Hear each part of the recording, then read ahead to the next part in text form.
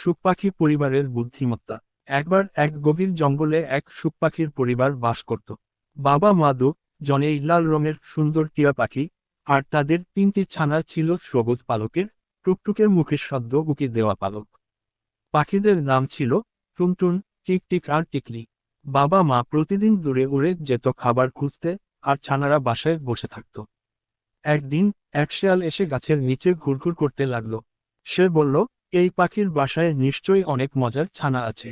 একটাও যদি খেয়ে ফেলি, বেশ হয়। কিন্তু টিকটিক ছিল খুব বুদ্ধিমান। সে ছানাদের বলল, চলো আমরা সবাই জোরে জোরে চিৎকার করে বাবাকে ডাকি, ওই শেয়ালকে ভয় দেখাতে হবে।